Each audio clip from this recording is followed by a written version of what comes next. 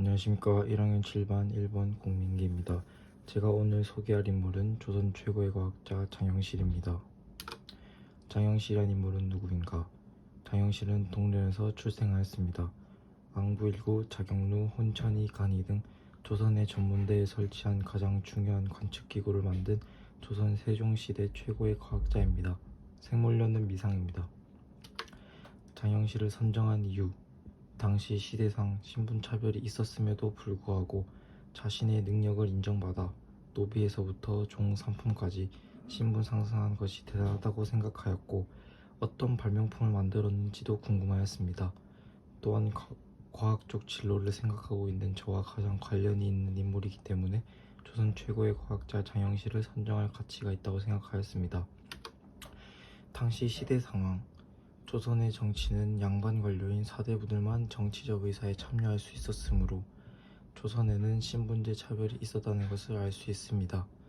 그리고 조선 전기에 가장 발달한 학문이 천문학인 것을 알 수 있습니다. 장영실이 만든 발명품 천문 관측기구, 간이, 천체의 위치를 측정하는 천문 관측기구입니다. 오늘날 각도기와 비슷한 구조를 가졌으며 혼천이를 간소화한 것입니다. 1432년에 이천과 장영실에게 목재로 간이를 만들게 하여 실험에 성공하자 이를 구리로 주조하게 하였습니다. 이는 천문기구 정비 가운데 가장 뛰어난 업적 중 하나입니다. 혼천이, 천체의 운행과 그 위치를 측정하던 천문 관측기입니다. 중국에서 사용하던 혼천이는 천체 운행을 관측하는 것이 목적이었고, 장영실이 제작한 혼천이는 정교한 동력 장치를 이용해 천체의 운행을 제한하면서 그와 동시에 시간을 알려주는 시계입니다. 장영실이 만든 발명품 해시계, 앙부일구, 세종식이 가장 널리 보급된 해시계입니다. 1434년에 만들어진 해시계인 앙부일구는 하늘을 바라보는 가마솥 해시계라는 뜻으로 모양 때문에 붙여진 이름입니다.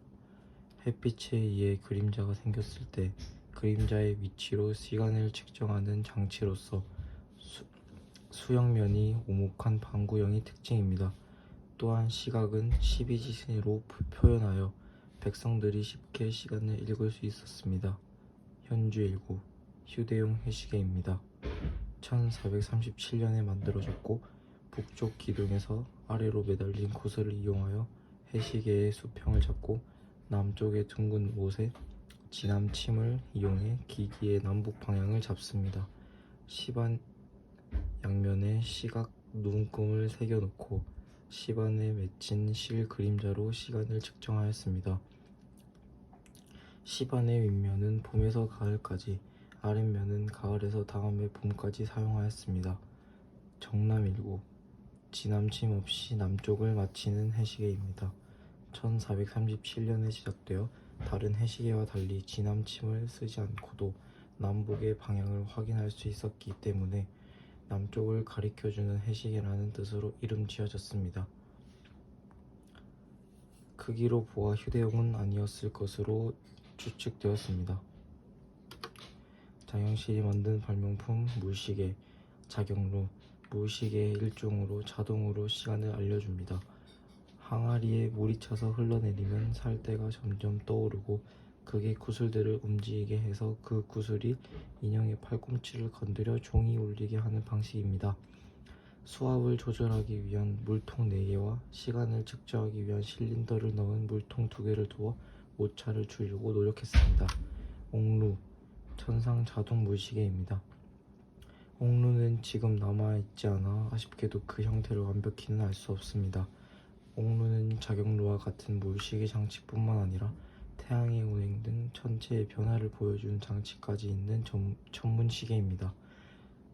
또한 동지, 춘분, 하지, 추분까지 알려주기도 했습니다. 장영실에 대한 알쓸신잡: 장영실의 이름을 붙인 장영실 소행성이 있습니다. 충청남도 아산에 장영실 과학관이 있습니다. 장영실에 대해 더 알고 싶거나 발명품에 관심이 있으신 분들은 한번 가보기를 추천드립니다. 지금까지 제 발표를 들어주셔서 감사합니다. 미흡한 부분이 있더라도 너그럽게 봐주시면 좋겠습니다.